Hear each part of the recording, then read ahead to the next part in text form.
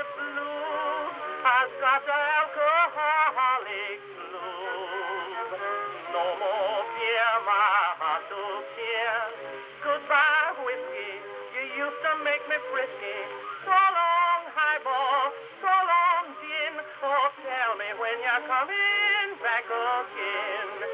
Blues, I've got the blues since the amputated my blues. Lordy, Lordy, war is swell. You know, I don't have to tell. Oh, I've got the alcoholic blues, some blues.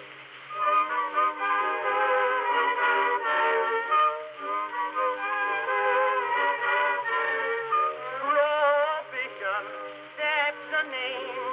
Prohibition drives me insane. I'm so thirsty, soon I'll die. I simply grind, evaporate, I scarce that dry. I wouldn't mind to live forever in a train if my thirst had only let me quench, and not with Bevo or ginger ale. I want real stuff by the pail.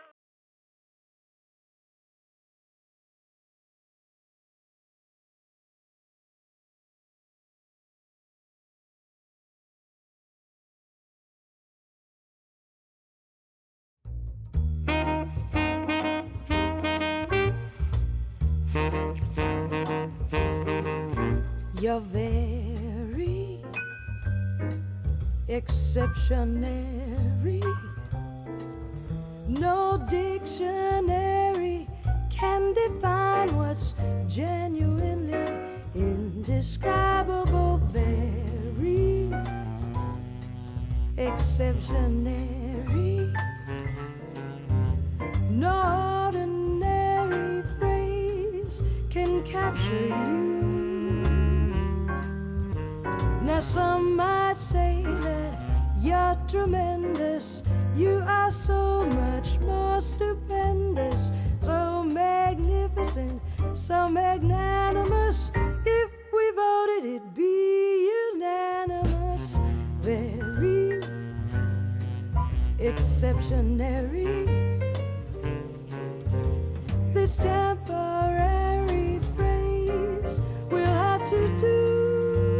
It's true for my very exceptionary you.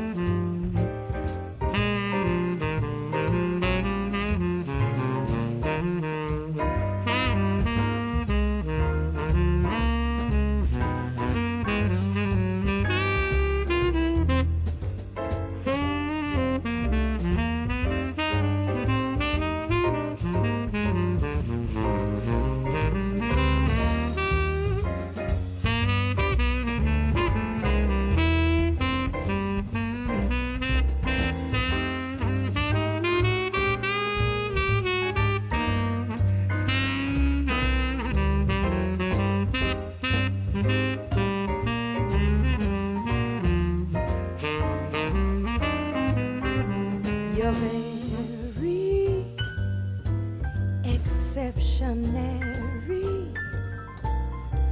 No dictionary can define what's genuinely indescribable.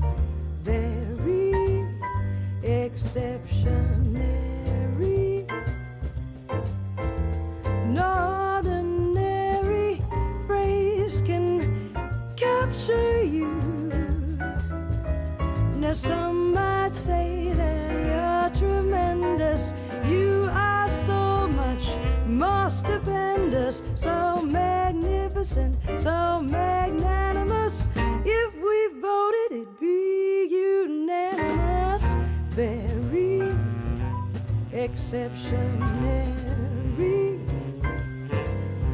This temporary phrase will have to do, it's true, for my very exceptionary. For my very exceptionary you.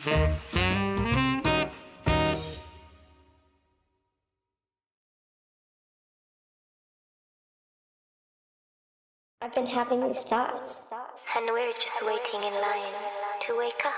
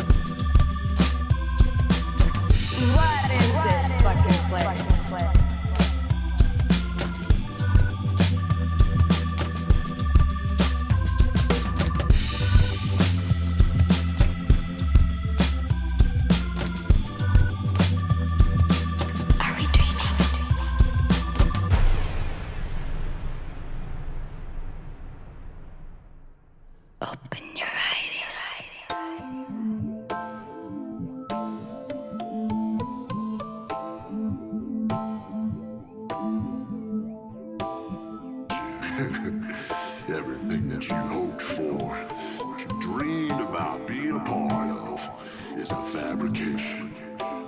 Your art. Your culture is the shell of other men's ambitions, ambitions beyond what you will ever understand.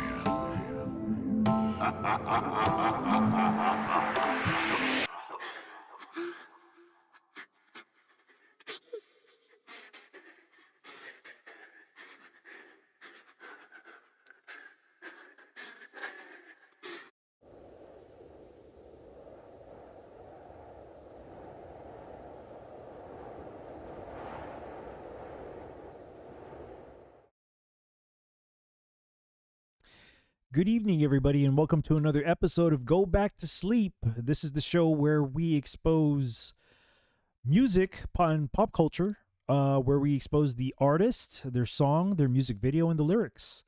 Let me take you guys over here to the clouds real quick. So before we get into this, let me go ahead and give you guys a random read for tonight. The random read of the night comes from the book of Exodus, chapter 30, verses 22 through 33, the holy anointing oil. Moreover, the Lord spake unto Moses, saying, Take thou also unto thee principal spices, and pure myrrh 500 shekels, and of sweet cinnamon half so much, even 250 shekels, and of sweet calamus 250 shekels, and of cassia 500 shekels, after the shekel of the sanctuary, and of olive oil and hin. And thou shalt make it an oil of holy ointment, an ointment compound after the art of the apothecary. It shall be an holy anointing oil. And thou shalt anoint the tabernacle of the congregation therewith, and the ark of the testimony, and the table and all his vessels, and the candlestick and his vessels, and the altar of incense, and the altar of burnt offerings with all his vessels, and the laver and his foot. And thou shalt sanctify them, that they may be most holy. Whatsoever toucheth them shall be holy. And thou shalt anoint Aaron and his sons, and consecrate them, that they may minister unto me in the priest's office. And thou shalt speak unto the children of Israel, saying, This shall be an holy anointing oil unto me throughout your generations. Upon man's flesh shall it not be poured, neither shall ye make any other like it. After the composition of it, it is holy, and it shall be holy unto you. Whosoever compoundeth any like it, or whosoever putteth any of it upon a stranger, shall even be cut off from his people. Once again, this random read comes from the book of Exodus, chapter 30, verses 22 through 33, the holy anointing oil. So I want to apologize for not doing the show last week, Sunday. I got caught up doing some stuff, and not to mention Java wasn't available to do the show with me. So I know I usually put out an announcement out there, and I apologize that I didn't. I just got too busy doing things on last week, Sunday. But nonetheless, we're here today to go ahead and proceed with today's show. And before we do that, let me go ahead and introduce my co-host here. Let me go ahead and unmute here. All right, Java, you may unmute yourself and I will put us on video. Boom, there we are. Oh, wait, hold on. Say it again. Hey, everybody. Hope all is well. I'm so glad to see you, man. I missed the show. We did a really good one before you moved out. I know you had a lot of things going on between the last show we did till today.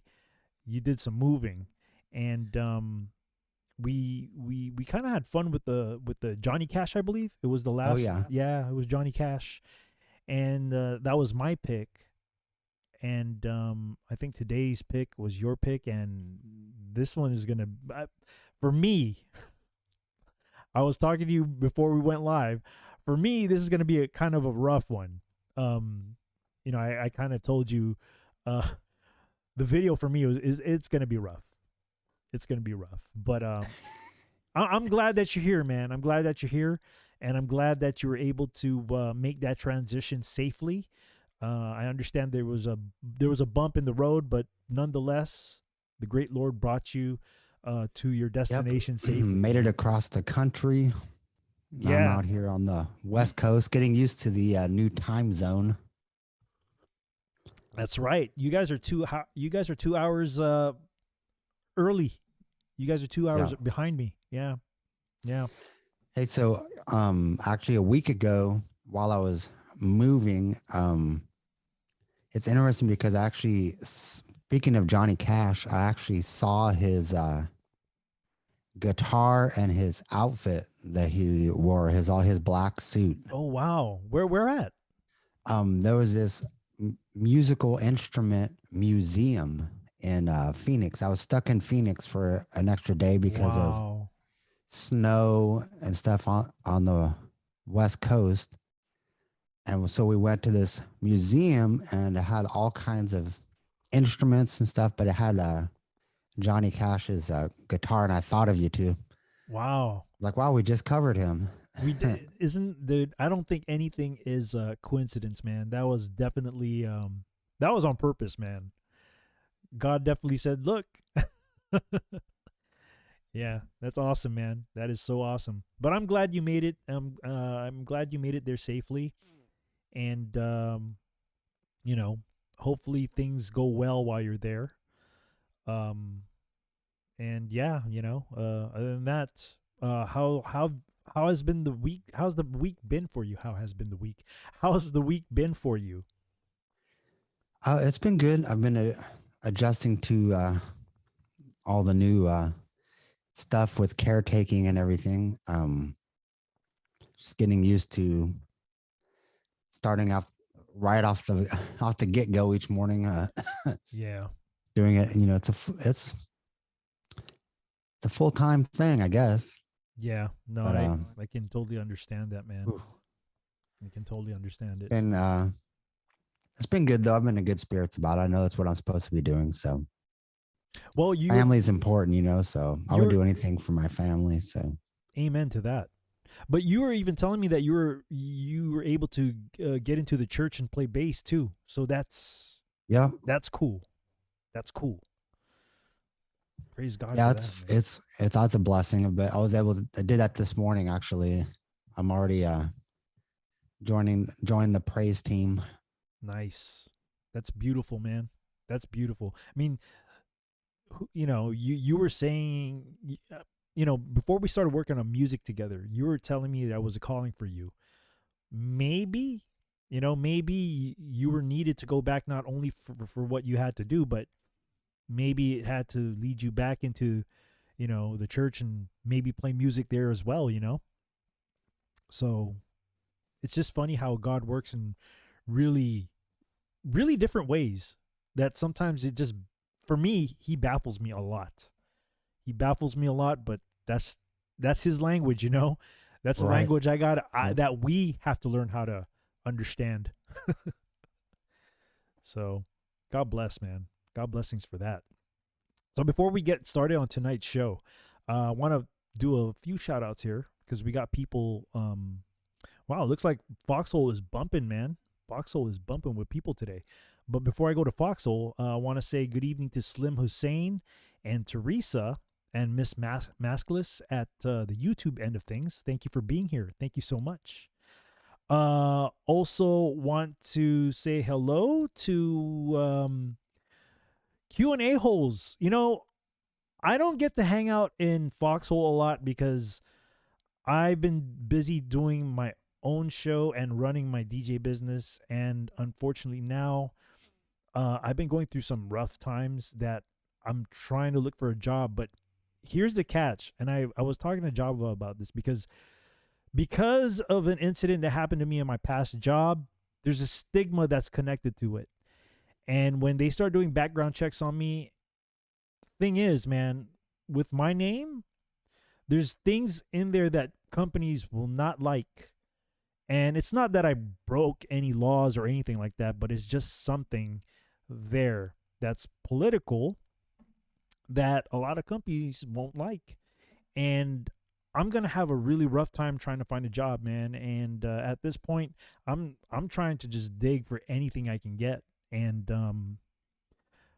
it's difficult. It kind of breaks my heart because I have a family I have to provide for, and I have to do the responsible stuff that a man does for his family, but I'm in a rut right now, and I'm just going to keep on going, man. I don't care what the past has attached to my name. I just got to keep on walking forward and doing the best I can with what I got. And I know in some way, somehow that somehow God is going to make things work, man, because he always has made things work. And now that I'm having to face life like this now, I just got to keep on going, and God will fix things. My faith. Yeah. You never know. Like the door could be open in ways that you don't expect. That is very true. That is very true. And that has been so true with the people that I've been making connections with. I never thought that I'd be connecting with you. I never thought I'd be connecting with many people, the YouTube sides, the some of the people on the Foxhole side. I never thought that I'd be connecting with people, but these connections that I have, especially when they come to my fellowship shows, or they've been coming around for a long time, it means a lot to me, because for one, the reason why I started doing this is because God kind of led me to this. I didn't want to do this. I was kind of led to do this. And I'm just blessed to do it, Not a lot of people show up on the fellowship side, but hey, that's okay. The time will be right for people to come when they want to hear, when it's the right time for them to hear. So I'm just blessed of that. But anyways, I know I'm going off in a tangent here. And I was doing shout outs, but I was very fortunate enough to at least catch a little bit of Q&A whole show almost a week ago, like a few days ago. So I also want to thank you for the cookie as well. Thank you so much. God bless you. A boneless chicken is here on the Foxhole side. Cautious observer. Oh my goodness. A ship. thank you so much. God bless you. That helps out a lot. Thank you so much. And I think that's all I have there for now on the chat side. And I want to thank you guys also on the YouTube side for saying that you'll pray for me, because I really need it, man. I'm at the point right now where I'm on a low. I'm not gonna lie. I'm not gonna front like, oh, everything's fine, because I'm on a low, and all I need right now are just people just push me up to help me get back up, and I just ask for prayers will definitely help me out a lot, because I am a firm believer in prayers. Oh, absolutely. Yeah, I'm a firm believer in prayers. So thank you for all, especially the people who have been here for a long time, or people who consistently come. I really want to thank you guys so much for coming and showing some love and support for this show. I know I'm not a big streamer, but it doesn't matter. I do this because I'm just led to do this. But anyhow, on the Sunday shows though, these are fun shows, man. The purpose of the Sunday shows, of course, is to kind of awaken people from all the stuff that we thought were fun and games. I was suckered into them just like everybody else was with music, with the pop culture, not realizing that all these subliminal stuff were coming through the music and the music videos and also with the lyrics. So that's the purpose of the Sunday shows, is that just to kind of show everybody that, hey, there's some hidden stuff here that you might want to be concerned about, because either you may be listening to it, or maybe your children may be listening to it and being influenced about it, and we're just here to kind of exactly let everybody know. They get kind of sneaky with those lyrics. They do. Well, I would say back then, yes, but now, man, everything is music videos, album covers, the artists themselves. It's just out there now. It's just out there. It is pretty blatant now. It's a full assault, Luciferian assault. It is. It seriously is. But you know what? That's why we're here, man. We're here to kind of show everybody what we see. Maybe you see it, or maybe you see even more things than we see. So I'm just, this is fun. This is fun because I like music. I know Java likes music. We both really like music. We kind of work together with music, and we just have fun with this. And also, we do it for the right purposes too, because we want people to be aware that, hey, speaking of being blatant, the artist that we're going to be talking about tonight is one of those blatant ones. You want to tell? This one's real blatant. Yeah, you do you want to tell everybody out there who we're going to be talking about today? All right, so tonight we are going to cover Miley Cyrus. Yep, Miley Cyrus, man. And and what's the song that we're going to be doing today? It's like wouldn't stop it, or when we won't stop, or something like that. We won't stop, or something. Yeah, we won't stop.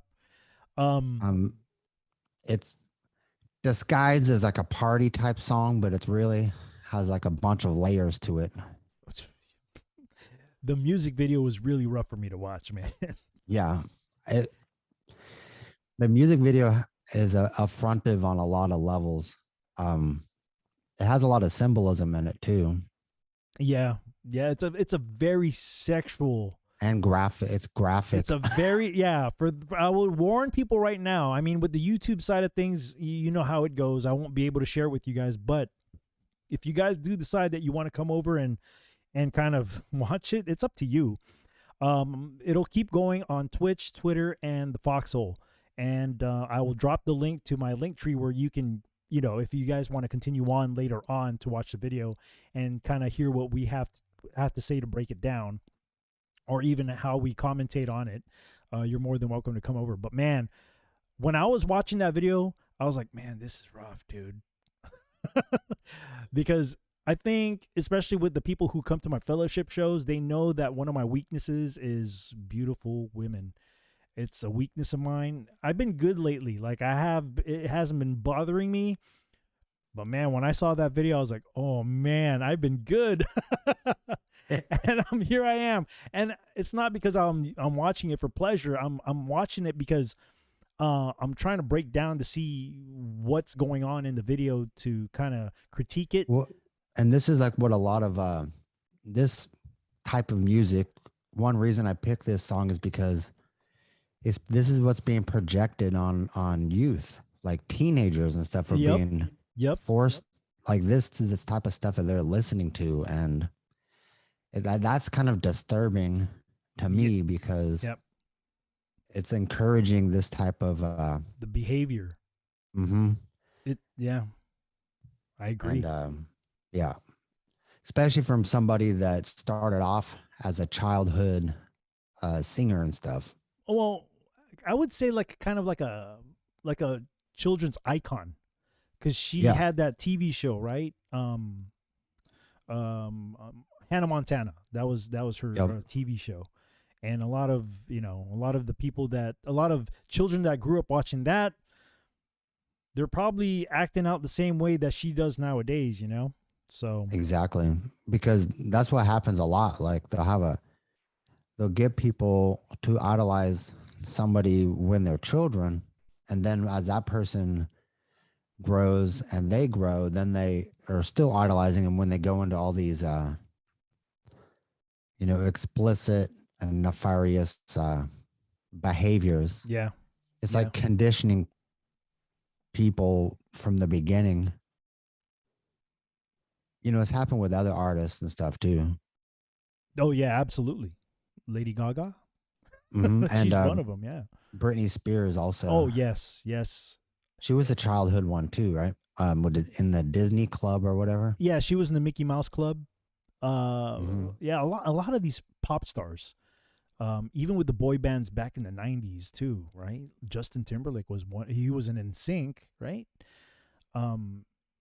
Yeah, there's a lot of them have been used to kind of like influence people around their age group and younger. So yeah, that's kind of what we're here. That's a good so Slim Hussein on the YouTube side said songwriter's director secret. Absolutely. But I've noticed that, and I think Java's noticed this too, that the music that the modern music, it's not even a secret anymore. It's out there. You just kind of have to know what the double talk is with the lyrics. It wasn't like before, back in the 80s or even way back then. I think we've done a few songs about how hidden stuff was, what was we did a Daryl Hall, John Oates one. Remember that one? Also with Atlantic Star, Silver Shadow. So we did a few that you really had to know what to look for. But now that we know what to look for, it's just there.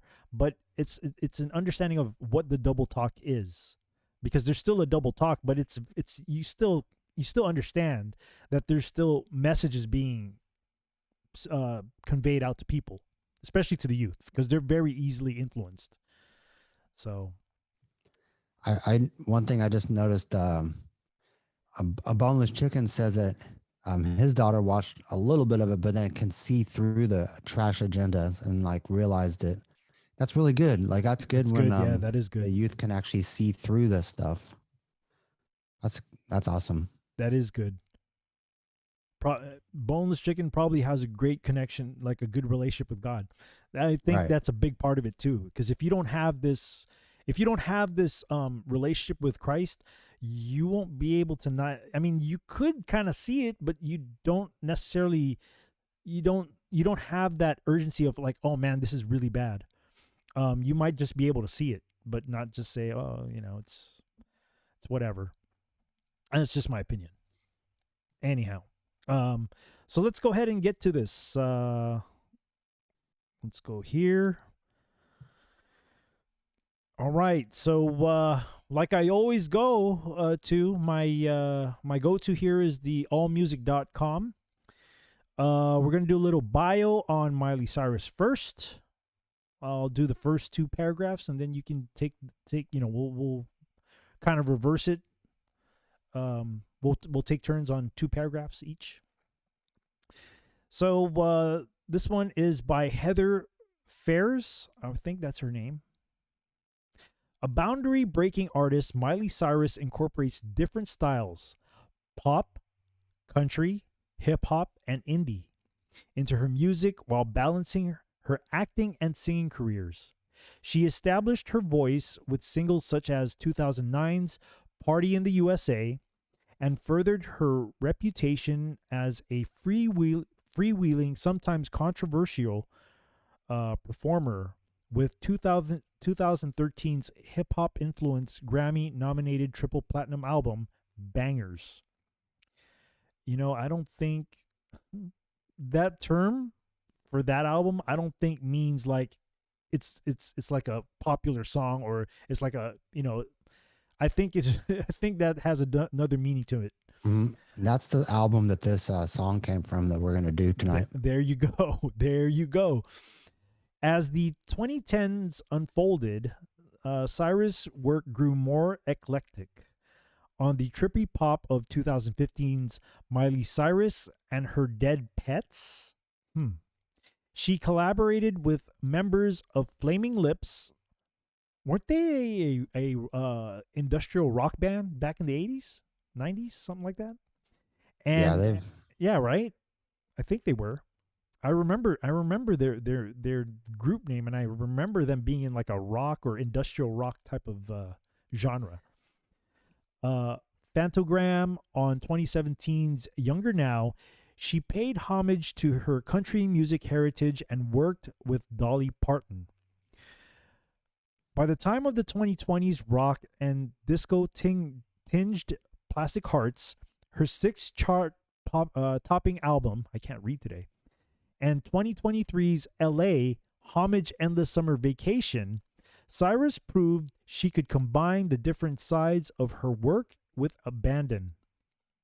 Born Destiny Hope Cyrus in Franklin, Tennessee, her mother Tish and her father, country star Billy Ray Cyrus, gave her the nickname Smiley, which they soon shortened to Miley because of her cheerful disposition. She caught the acting bug in 2001 after seeing a production of Mamma Mia and made her debut with a small role on Billy Ray's TV series Doc in 2003. That year, she also appeared in the Tim Burton film Big Fish. In 2005, Cyrus won the lead role in the Disney Channel TV series Hannah Montana, which chronicled the adventures of Miley Stewart, a teenage girl who moves from Nashville to Malibu and lives a secret life as a pop star. Billy Ray played her father and manager Robbie Stewart. When it debuted the following March, Hannah Montana became an instant hit.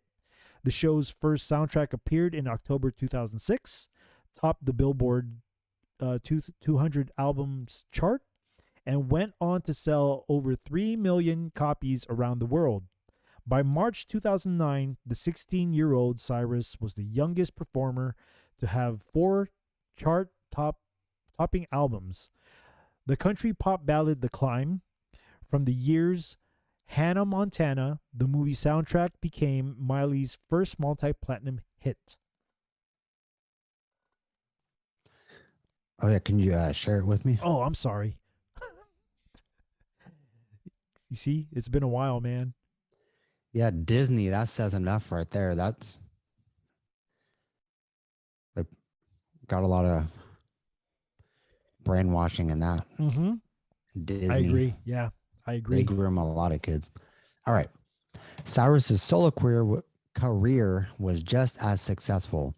In July 2008, her album Breakout topped the Billboard 200 albums chart.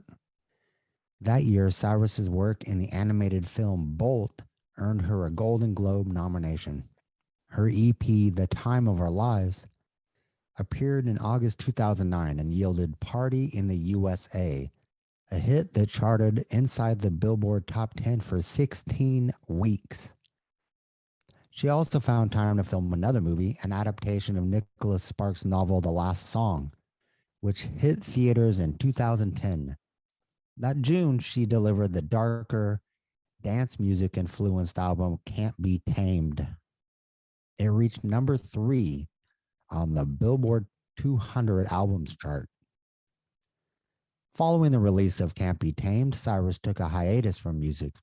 She made a number of television appearances that included cameos on MTV's Punk'd and CBS's 2.5 Men, and also had roles in films such as 2012's LOL and So Undercover.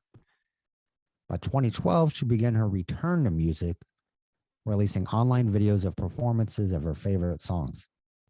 She also collaborated with producers, including Rock Mafia and Borgore, and worked with Snoop Lion and Will I Am. With Fall Down, her 2013 single with Black Eyed Peas founder, debuted on the Billboard Hot 100 at number 58. To make her next album, she enlisted Pharrell Williams, Mike Will Made It, and other well-known rap producers, combining hip-hop beats with elements of synth pop, electro, and stadium rock. Bangers debuted at number 1 on the Billboard 200 in October 2013 and was ultimately certified triple platinum. Wow. In the US. Man, her music is not even that great. No, it sucks. Yeah. The album also spawned the chart-topping single Wrecking Ball and We Can't Stop. That's the song right there. Which reached number 2 on the Billboard Hot 100 chart. To make the break from her child star days even clearer, Cyrus promoted Bangers with a controversial performance at the MTV Video Music Awards. The following January, her MTV Unplugged performance, which featured guest star Madonna. There you go. See, so she's already being introduced into the whole, that whole group, became the show's most popular episode in a decade. In 2015, Bangers was nominated for Best Pop Vocal Album at the 57th Grammy Awards. Wow.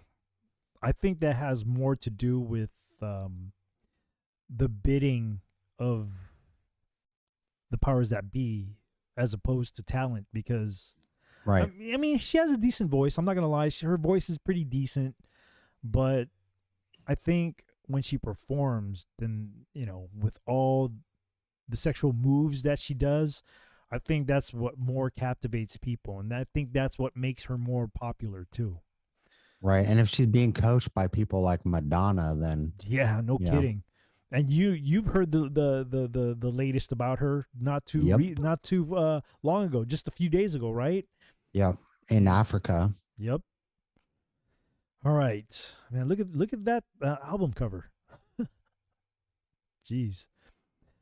While touring in support of the album, Cyrus appeared on with a little help from my friends and the Flaming Lips, reworking of the Beatles' Sgt.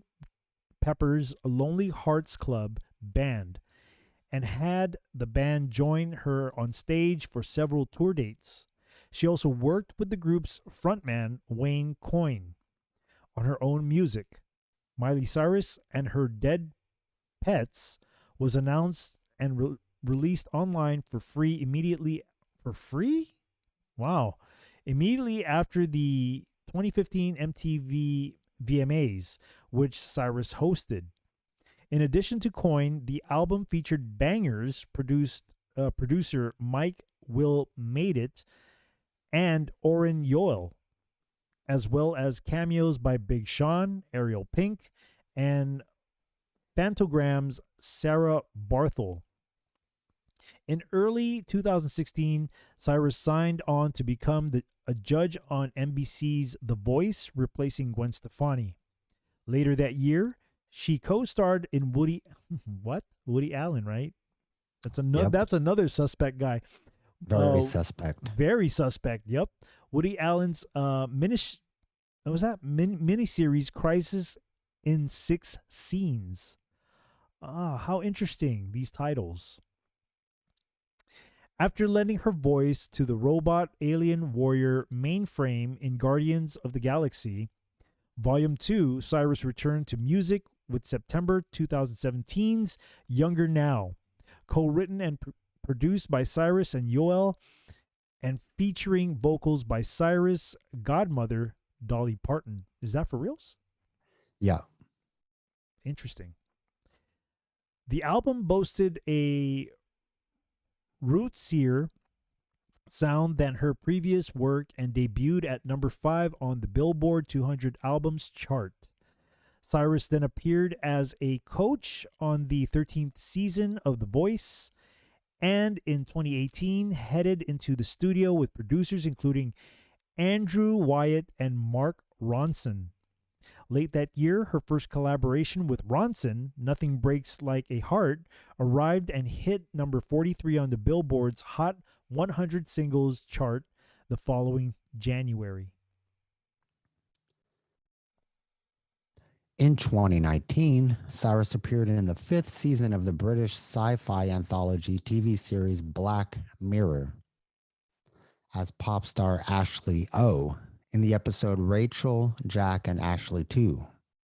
On a Roll, a clever reinterpretation of Nine Inch Nails' Head Like a Hole, became a viral streaming hit and topped the Hollywood Reporter's TV Songs chart, making Cyrus one of a handful of singers who appeared on the chart under 3 separate monikers.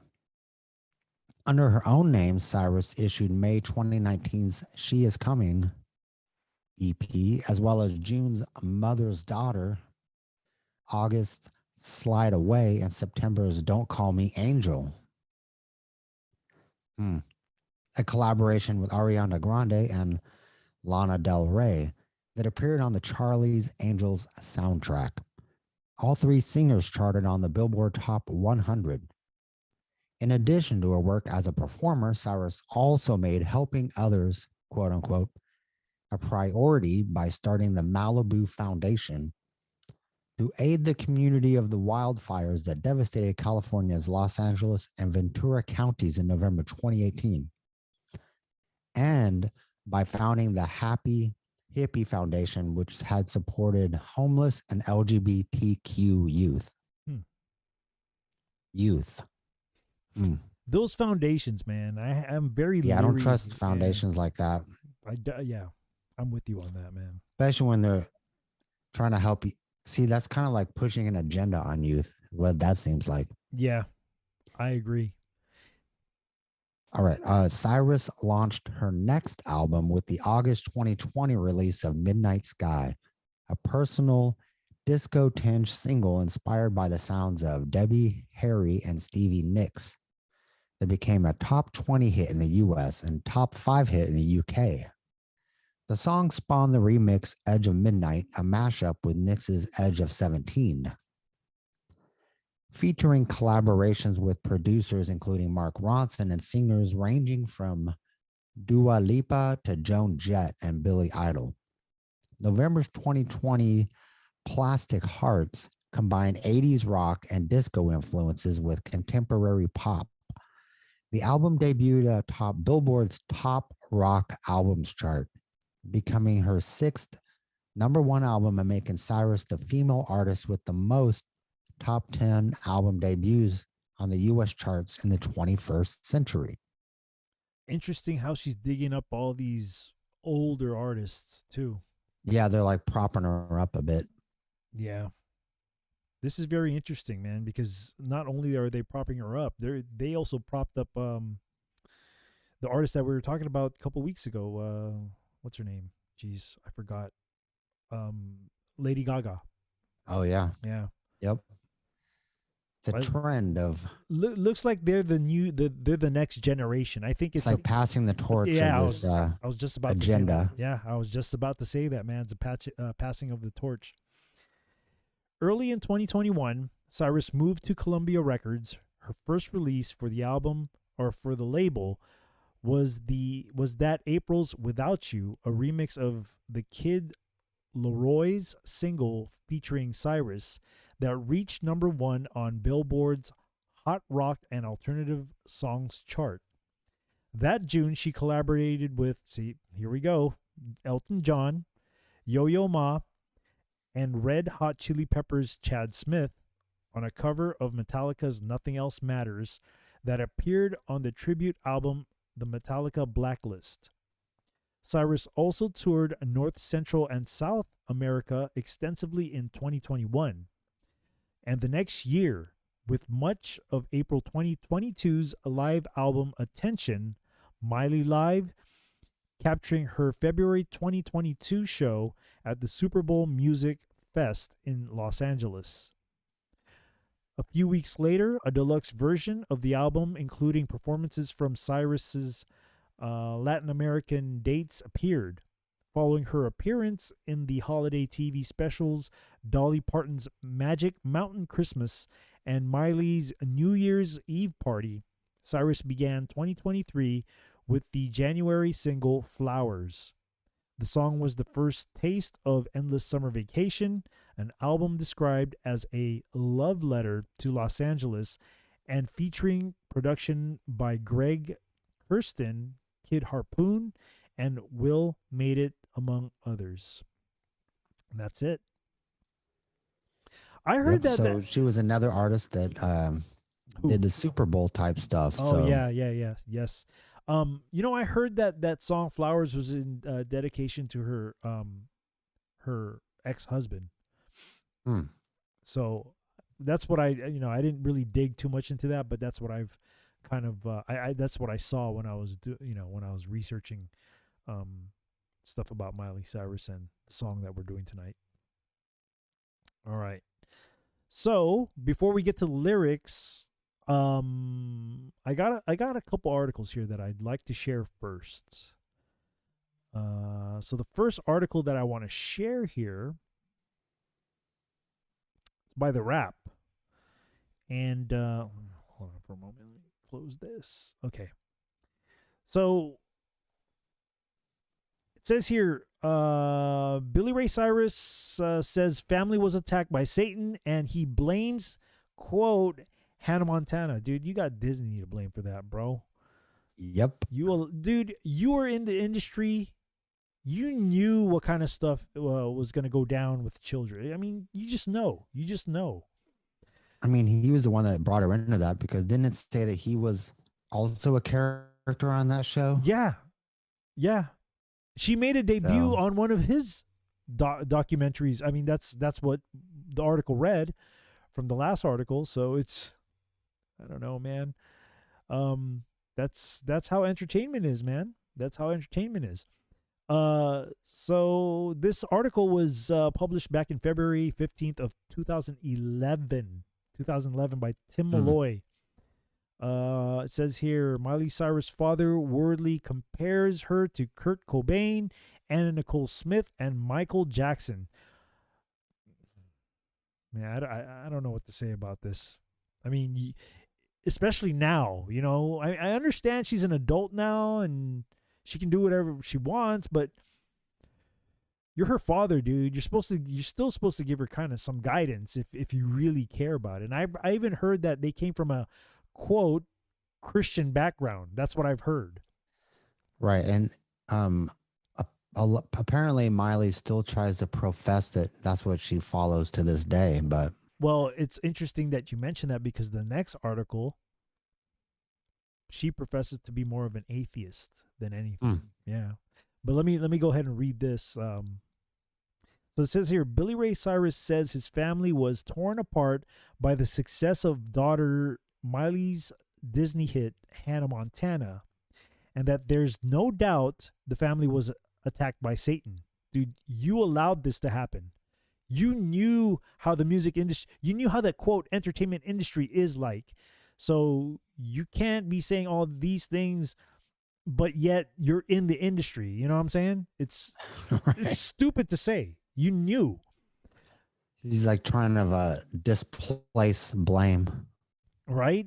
He's not owning up to what he knew. In a stunning GQ interview, the Achy Breaky Heart singer, which I still play that song in some of my gigs that I do, traces his family's collapse to their arrival in Hollywood when Miley would point out a sign on the way to the Hannah Montana studio each morning that said, "Adopt a highway, Atheists United." What? Oh yeah, because in California, you can pay money to quote unquote adopt a section of the highway, and that group, Atheists United, probably Bought the highway. paid for that. Yeah. A physical sign, he said, it could have easily said, "You will now be attacked by Satan. Entering this industry, you are now on the highway to darkness." Asked if he really believed his family was attacked, he said, "I think we are right now, no doubt. There's no doubt about it." Well, shoot, if you knew about it, then why did you even proceed to it? Why did you keep going forward with it? The thing is, like, I'm sure he probably had to have seen some of it while in the music industry itself. Right? You know, it's not just it is Hollywood for sure, but I mean, I'm not sure how tainted the country part of it, but the labels themselves are definitely still inundated with it. At least they have to have heard rumors about how it was in Hollywood. If you're in the entertainment industry, you hear things. I'm not in the entertainment industry, and I hear things all the time. Yeah. You know what I mean? So I think it's a cop out, dude. I think it's the type of thing where real. he's passing on the responsibility to, which is true. You know, Satan does exist in the entertainment industry, and yeah, he absolutely attacks people that are in that industry. But since you have knowledge of that, even during this time, 2011, you're telling me that you couldn't just change your mind and drop everything and just live a humble life? Move out of Hollywood? Yeah, or just, play for the church or something humble. But no, he decided that he wanted to go all the way with this. So you have nobody to blame but yourself, my friend. I mean, they moved specifically to Hollywood. Yep. You know, I agree. He had to have known what he was getting his family into. I think before they moved across the country. I think it has a lot to do with the worldly possessions. And it wasn't the kid. Oh, absolutely. It wasn't the kid. It was the who world had the connections to get into the show. The kid didn't have connections to Disney. Right. All of that was the dad. Mm-hmm. He allowed it. He absolutely allowed it. And look what happened to her. Notoriety. She blasphemes God like nothing, man. Yeah. And like she's just out there and she's doing what she wants to do. So yeah. Right. Which is definitely one of the tenets of Satanism and stuff, like do what thou wilt. Yep. The Aleister Crowley saying. Exactly. Yep. All right. So Cyrus, who filed for divorce from Miley's mother, Tish, in October 2011, said he hoped his daughter wouldn't follow the destructive path of Kurt Cobain, Anna Nicole Smith, and Michael Jackson. Well, then why do you throw her into the lion's den? Right. Here's his quote. "I don't know. I'm her daddy, so maybe I'm a little sensitive to it. But now's a real good time to make sure everything's okay. An ounce of prevention's worth a pound of cure." Well, you shouldn't have ever driven her to Hollywood in the first place. That would have been the best preventative. Well, what he should have done. You're right. He was lured by he was tempted by physical gain. But if he was smart enough, right? Like everybody else is here. He would have done his due diligence first to see if everything was safe, at least. I mean, surely why didn't he? If Dolly Parton was truly, if they were obviously friends, if Dolly is this kid's godmother, mm-hmm. Why didn't he ask her? She was involved with Hollywood. She Oh, made some movies and all kinds of stuff. yeah, but you know, man, she's probably up. She's a higher up, I think. She's like one of the higher ups that represents at least the country music part of things. So I don't think she would tell him the truth. I really don't think so. Do you think she recruited him for this stuff? She probably was influential in that. She probably was. I mean, I'm not making accusations or anything because we don't know. We really don't know. But they have that connection. You know, they have that connection, and if they really cared about the child, they'd be protecting the child at all costs. But did they?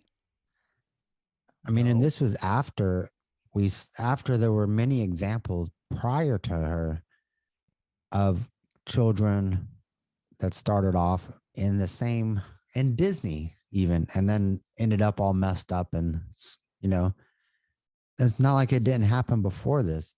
They should have like looked at all the examples. Well, yeah, you're right. I mean, prior to Miley Cyrus being there, who'd they have? They had Britney Spears. Who's the other one? Man, I'm forgetting her name. She had a raspy voice. Man, what's her name? She got arrested too. I'm forgetting her name. You know who I'm talking about, though. I know you know who I'm talking about. Yeah. Oh, I hate when this happens. It was like in the 80s or something. There was an 80s one, a 90s one. No, this was in the 2000s. Oh, Lindsay Lohan. really? Lindsay Lohan. Remember her? She was, she was all messed up too, man. It was her, Britney, during that time, like the early 2000s. It was her, Britney Spears, Lindsay Lohan. Those were the ones that were having problems back in the early 2000s. And you're telling me that you couldn't see that these two girls came from Disney as well. You're telling me that you couldn't see what was going on with them? Right, exactly. Yeah. It's very, very, very, very odd and sketchy. You know, hey, maybe they know. Maybe they did it willingly. They didn't care. But it's just, you know, maybe he's just doing this. He's just saying these kind of things to kind of save face. That's what I think. He's trying to cover his own butt. Yeah, absolutely. I think so too. All right. Then it says, among other revelations in the story, this is that GQ story. It says he didn't talk to his daughter in the week after photos of her emerged smoking from a bong, which her rep said included only the legal substance salvia, which is a psychotropic, mind you. It's not like that was nothing. Salvia is bad stuff, man. I've seen, because I used to be, when I was a cop, I was a drug recognition expert, and salvia, that's some bad stuff, man. You smoke that thing, and it'll make you go cuckoo. It's worse than weed. Weed it just calms you down. But salvia, it takes you to this other level, man. It just makes you go kind of it's cuckoo. a psychotropic. Yeah. I mean, the trip doesn't last too long, but it makes you go kind of cuckoo, man. It does make you see, I would say hallucinate a little bit. Yep. Let's see here. Then it says, I'll just go through Cyrus says his daughter would never have appeared in Hannah Montana if not for his own role in David Lynch's Mulholland Drive. See, so he was already in Hollywood. Yeah, so he knows. So what? He has to have known. Oh, he knows. David Lynch, I mean, he knows. He knew what he was getting his kid into. Oh, yeah, he definitely did. And I guarantee you, the godmother, she was definitely involved in the influence of that too. Yeah. Absolutely.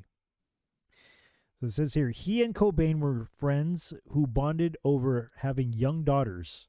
Yes, that's right. Billy Ray Cyrus and Kurt Cobain were pals. If you read one story about a country star celebrity dad this year, make it GQ's. I think that's it. Yeah. Well, you look at how. What's the daughter's name of Kurt Cobain? No, I'm thinking about his ex-wife. She's messed up too, man. She's real messed up. I don't know much about this Tish. No, I'm talking about Kurt Cobain's widow, Courtney Love, man, she's Oh a yeah, mess. she's definitely messed up. She's a mess, dude. She's a mess. There's theories about his death too, man, and I'm not trying to go towards that direction, but I don't know. Just my opinion. Maybe she may have something to do with him kind of disappearing. It's my thought, from the stories that I've read. All right, so makes me wonder if it was like a ritualistic. Probably was, but then again, her career didn't really go that far. She did a movie. She did like one movie, right? She did one movie with Woody Harrelson, State versus Flint or something like that. She did a good job playing a drug addict because she was really playing a role. She's playing herself. Right. So here's another article that I found before we get to the lyrics. This one comes from Breitbart. This one was published not too long ago, March 22nd of 2020. Article reads, Miley Cyrus talks reaffirming her relationship with God in CV live stream. Pop star Miley Cyrus hosted the latest episode on her CV quarantine talk show, Bright Minded, on Saturday alongside Hailey Bieber and opened up about her relationship with God. Let me blow this up a little bit, just for those people who are hard of seeing like myself. The 27-year-old Grammy winner explained that she left the church because it did not share her attitude towards homosexuality. Once again, that goes with the do it thou wilt, and it even states in the Bible that it's wrong. Homosexuality is wrong. I was also brought up in the church in Tennessee at a time in the 90s, so it was a less accepting time with all that, Cyrus said.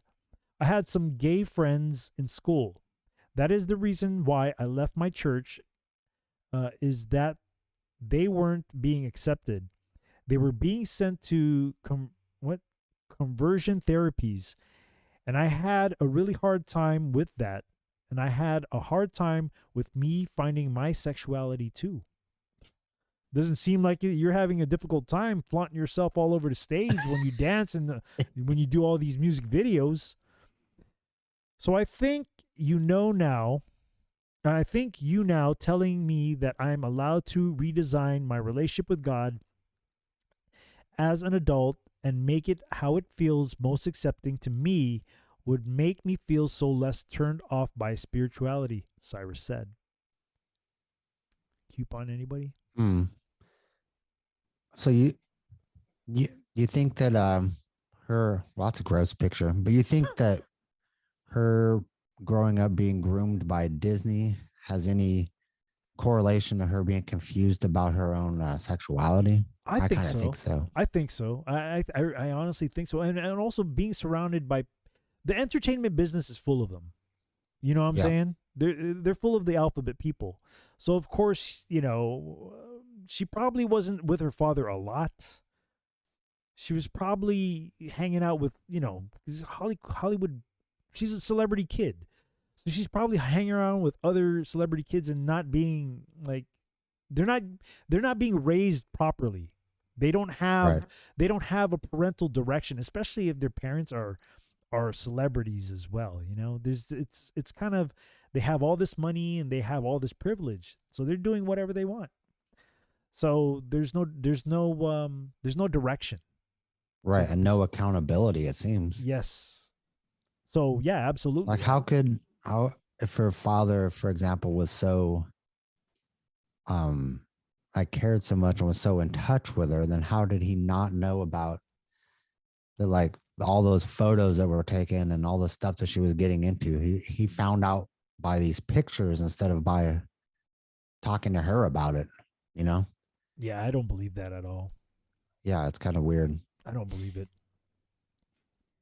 All right. It says the Wrecking Ball singer said in 2015 that she identifies. Oh, here we go with this identifying again. She identifies as pansexual. What is that? I don't even know what that is. I don't know, but I sounds like it involves a kitchen. I don't I'm just kidding. like a frying pan. Yeah. Is there a spatula I involved? don't I don't know. know. I'm thinking panda. I don't know. I really don't know. I don't know, but that's a new one, I guess. That's come out in the past few years. And it says homosexuality is not the only aspect of the church that Cyrus appears uncomfortable with. Last year, she collaborated with abortion provider Planned Jeez, Parenthood, man. oh lordy, for a photograph of herself licking a cake that declared abortion as health care. Oh, that's what. Okay, there it is, right there. This is nuts, dude. What in the world? This is nuts, dude. See, that just screams MK Ultra to me. Oh, absolutely. She's definitely a victim of that. She's definitely a victim of that. Yeah, there's a bunch of hashtags there and stuff. Let's get to the article. If you can get that. Oh, so is this Justin Bieber's? You know, I really don't know. I think that's his wife, maybe. Maybe Haley Bieber, for her part, is a committed Christian and is regularly seen attending Wednesday night services at the Beverly Hills-based evangelical church. Church Home or the Hillsong Church in New York City with her husband, Justin Bieber. Yep, there we go. Husband. I was raised going to church as a believer, and that was a really important part of my life, Haley Bieber explained.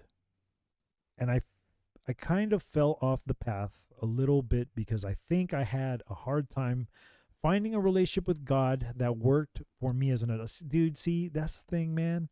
And this is the reason, this is one of the reasons why I don't identify myself as a Christian, because that term right there, that title as a Christian has been watered down to thinking that you have to make God conform to what you want. And that's wrong. We all have to conform into what God wants us to be, not what we want God to be for us. So Right. I have a feeling that maybe this church is not pointing people in the right direction. That's just my opinion. I could be wrong. I don't know, but more than likely, it's probably one of those prosperity gospel churches. That's just my take. That's just my opinion.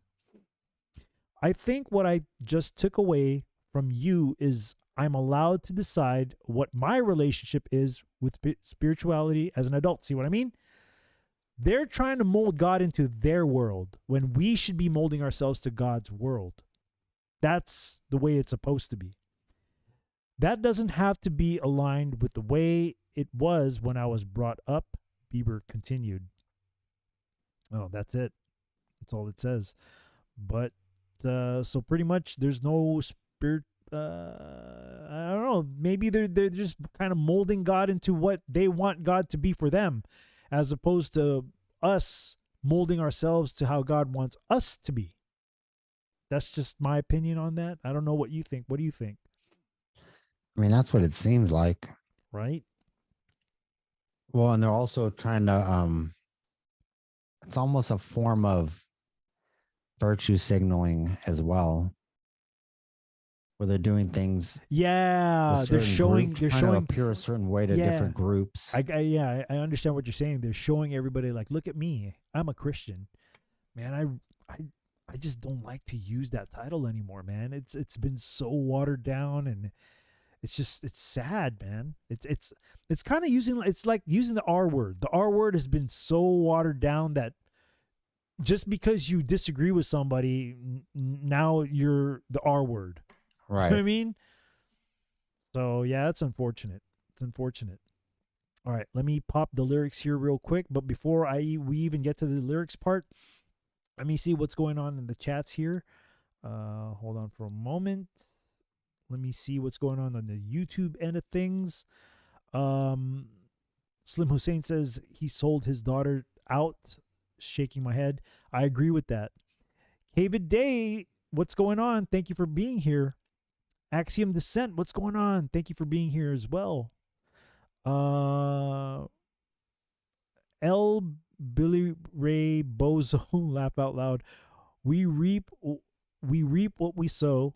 Amen to that. We definitely do. A deal with the devil, says David Day on the YouTube part of things there. And let's see what's going on here on the pilled side of things. Subpack Vet, what's going on, my friend? Thank you for being here and thank you for dropping those links. Thank you so much. Let's see. Boneless Chicken says, whenever I saw some blurb about Miley and her father, seemed their lives were centered on their love of the Mary Jane. They couldn't not mention it. Each their own, but there's more to life. Last I checked. No, I agree with that statement as well.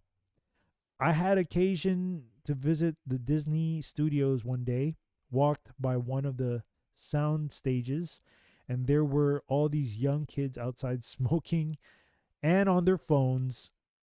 Pot smell was strong. The attendant with me told me it was easily obtained on the grounds regardless of the age. This is sad, man. And Boneless continues to say nothing about Cobain's death passes the smell of test. Yeah, there's a lot of suspicious things going on that part of, Cobain's death. That was definitely kind of a little sus, if you ask me. And I think when Courtney Love had that vigil for him, I think she was crying out of guilt more than sorrow. That's just my opinion. When I first saw, I just didn't get that feeling that she kind of felt bad she lost her husband. I just kind of felt that she may have been guilty of something. That's just my opinion. But there's a lot of weird things that happen in Hollywood, man. Plenty. All right. So here are the lyrics to the title of the song, We Can't Stop. All right. So how do you want to do intro and then verse 1 and then I'll go from there? Yeah. So the interesting part is that there's one person singing it, but they use the word we. Yeah. So that's one reason I've been thinking of this song was like, who is the we? I think it's not a group of partiers. To me, it's her and like Satan, basically. Yep. To me, that's the we in this song. Mm-hmm. But it's disguised, and this also has to do with the Crowleyan "do what thou wilt." Yep. It definitely is. I mean, the music video definitely showed that. It was pretty. That part was pretty obvious. Yeah. Yeah. All right. So the intro says, "It's our party. We can do what we want." Ooh, ear drummers. It's our party. We can say what we want. Ooh, Mike Will made it. It's our party. We can love who we want. We can kiss who we want. We can screw who we want. It's our party. We can do what we want. It's our party. We can say what we want. It's a party. We can love who we want. We can kiss who we want. We can screw who we want. It's her. So that's just in direct contrast to anything of her professing to be a specific like belief system, because right, that's a contrast. So I guess we can throw that article away. Yeah, we just read. It says verse 1, red cups, which is typical of a party, you would think. Well, the red cups is also a reference with lean. Right. Yeah. Red cups and sweaty bodies everywhere. Hands in the air like we don't care. Of course. Because we came to have so much fun now. Bet somebody here might get some now. If you're not ready to go home, can I get a hell no? 'cause we gonna go all night till we see the sunlight. All right. Hmm. See, that sounds like a party, but then as we get further in the song, it sort of takes on a different meaning. So on the pre-chorus it says sola, sola da di da di, soli da di da di, soli da di da di. Could that be sola? I don't know. We like to party. Maybe it's just, I don't know. There has to be something intricate about that word. I don't know. Dancing with Molly. Well, I think we all can understand that Molly is a drug, right? Sort of like ecstasy. Yeah. Doing whatever we want. This is our house. This is our rules. And we can't stop. And we won't stop. Can't you see? It's we who own the night. See right there. Mm-hmm. That's the part right there. Like, The made we. me go, Yeah. we own the night. Where have I heard that before? Can't you see? It's we who bought that life. Okay? So it could be reference into if you're buying that life, what are you buying that life with? Your soul? And we can't stop, and we won't stop. We run things. Things don't run we. Don't take nothing from nobody. Yeah, yeah. See, that's, we run things in the same verse as, it's we who own the night. That whole thing is like almost like a relationship with, the devil or Satan, if you will. The dark side, absolutely. I agree with that. And we can't stop because they don't want to stop because it's that whole false promise of getting anything they want if they just give away their souls, Well, I mean, it even says right there, can't you see it? We who bought that life. What, it goes again what I said earlier. What did you buy the life with? It's our party. We can do what we want. It's our party. We can say what we want. It's our party. We can love who we want. We can kiss who we want. We can screw who we want. Verse 2. To my homegirls, here with the big butt, shaking it like we at a strip club. Remember, only God can judge ya. Forget the haters, 'cause everybody loves ya. Remember, only God can judge ya. Forget the haters, 'cause somebody loves ya. Somebody loves you. Who is that somebody? The same one that rules the night? Right? See, this line It's is the kind lure. of this line is kind of weird because it's saying that remember only God can judge you. Forget the haters. So who's the haters? Would that be Bible believing Christians? I don't know. Because somebody loves you. And you're right about the somebody loves you. That definitely would, I think it would be in reference to Satan for sure. And everyone in line in the bathroom, trying to get a line in the bathroom. And That's a drug reference. Is it? Trying to get a line. Oh, yeah. Yes, you're right. Trying to get a line in the bathroom. Okay. So we all so turned up here, which means they're probably high. Getting turned up. Yeah. So that means they're getting high pretty much. All right. Your turn, my friend. All right, so it has the whole la da dee da dee. We like to party, dancing with Molly, doing whatever we want. This is our house. And they say our. See, it's the plural thing that really gets me in this whole song. Yeah. Because it's not specific about alluding to who the we are and the our are. to me, it's like somebody that's, with her the whole time, or like, you know what I mean? No, I absolutely Not know. necessarily a physical person. Right. No, I understand exactly what you're saying. Then the chorus again, and we can't stop. See, they can't, and we won't stop. That means they're already too far along this path. Can't you see it's we who own the night? Can't you see it's we who bout that life? See, and it doesn't say what that life is. I don't think they want to act like it's about the partying, but when they're about that life, about owning the night, But I and everything, think, to me, that means they're all about, having this relationship with Satan, basically.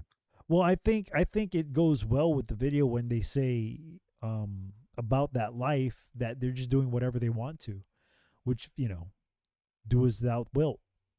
Mm-hmm. The video with the song definitely it definitely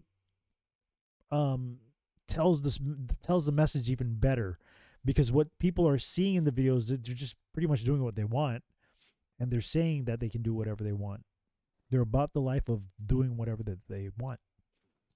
And that video has like some skulls and some weird symbology embedded into this. On the surface, is supposed to be at this partying lifestyle, but really has this deeper level about. And that's why I don't think the we is like, her and the people partying. It's more like her and the person that she worships. It's her spirit, her quote, spirit guide. Right. It says, so, can you see we own the night? And you see it, we who about that life, we can't stop. We won't stop. We run things.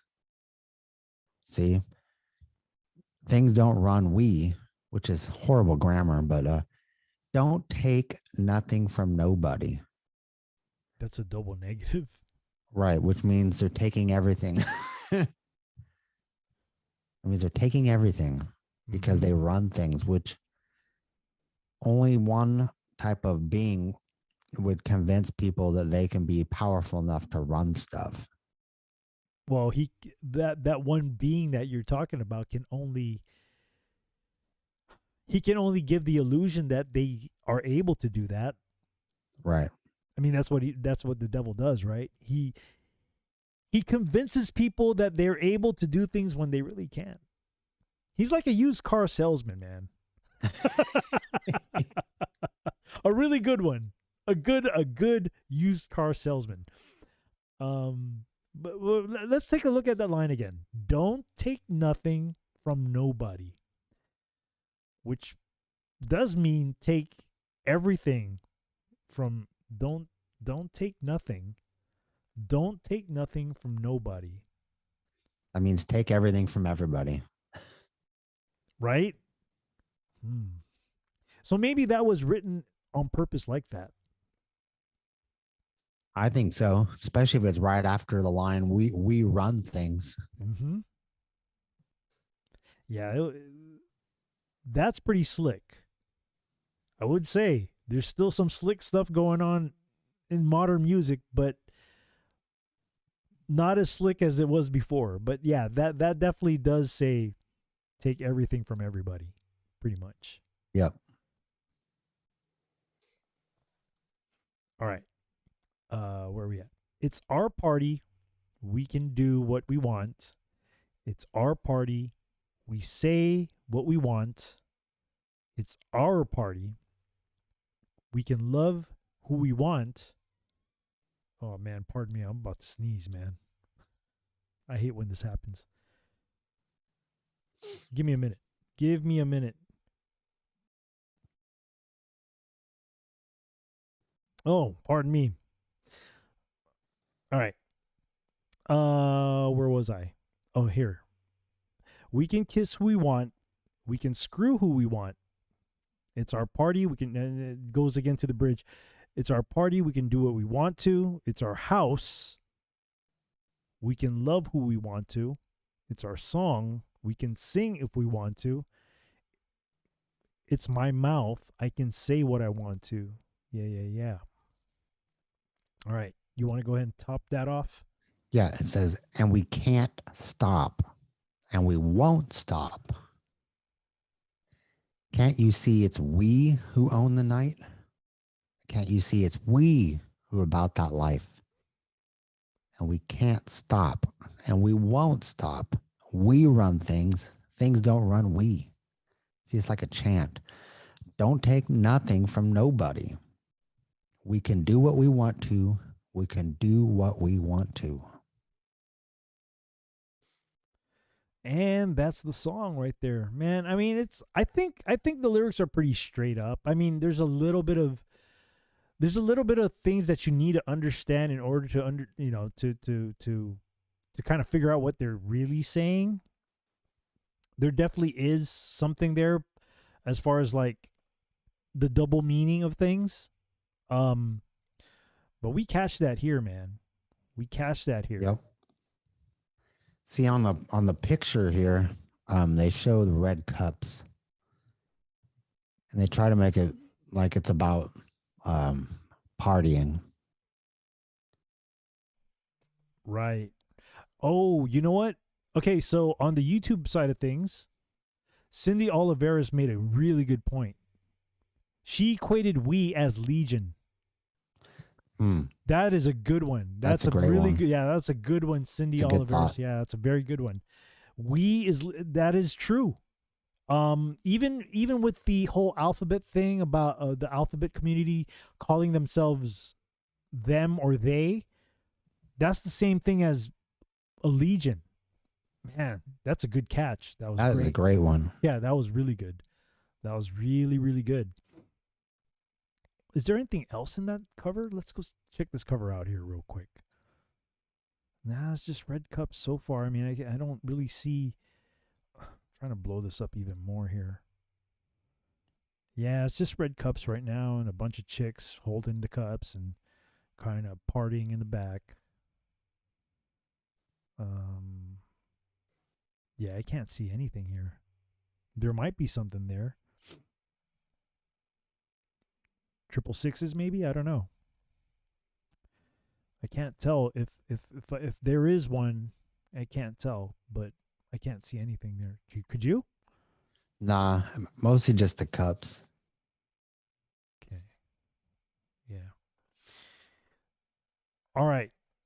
So what we're gonna do next is we're gonna share the video. But the thing is, with Yankee Tango, with YouTube, I can't share it. So if you guys want to come over to the other platforms that I'm at, I'll go ahead and drop my link tree out on the YouTube part of things, and you can come check out the my Twitch, Twitter, or the Foxhole. Let me just drop it here, my link tree.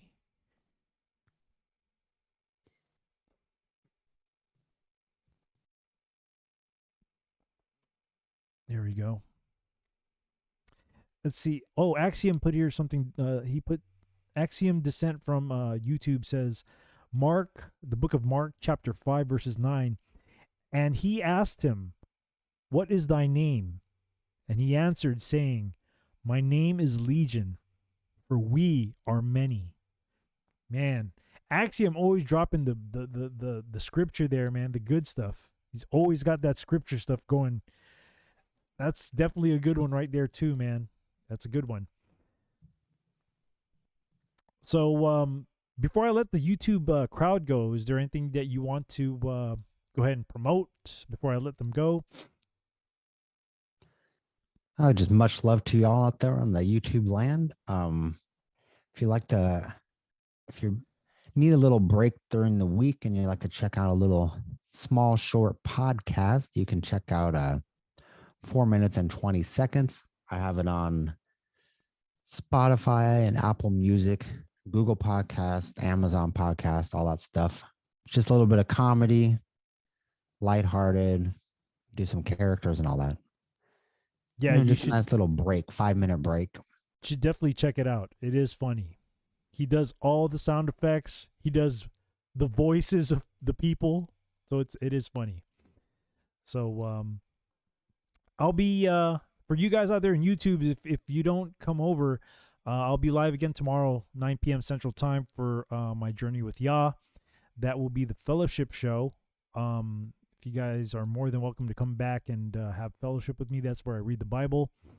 And sometimes, man, the Holy Spirit just kind of takes over and just I start blurting about things that are happening in the world. And sometimes I get heated about it, you know. Sometimes I don't, but it's a good place for fellowship, though. You know, I do think that with everything that's going on right now, and I really honestly think that this year is the year that a lot of things are going to change, whether we like them or not, man. And Yep. at this point, if you don't see the spiritual warfare, I really don't know. I really don't know how and what to tell you, because it's definitely there.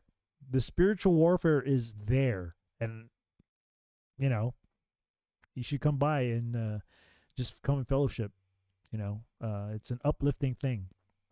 So once again, I want to thank everybody on the YouTube side of things. Thank you so much for hold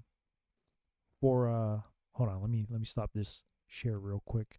Bring us back here. Let me bring us back here real quick first on the Zoom. Boom, there you go. Yeah, so I really want to thank you guys on the YouTube side for coming over and just hanging out. And like I said, if you want to come by to watch the video and see what we got to say about the video, come by. If you don't, I don't blame you, because at least for me, man, I can say that the video was kind of rough for me to watch because, like I said, man, women There's are a lot in there. It's very, very promiscuous. It's a very promiscuous video, and that's one of the things I struggle with sometimes. I've been really good, but man, that video just kind of got me today when I was watching. I was like, oh my gosh. So yeah, thank you guys again for on the YouTube side of things. Let me just go here. If I don't see you guys, hopefully I see you tomorrow night. God bless you guys, and always be kind to one another. And please, if an opportunity ever presents itself to pick somebody up, please do so. So much love to you guys at YouTube. Come by on the Twitch, Twitter, or Foxhole side of things if you want. Once again, good night, and we'll see you. And there they go.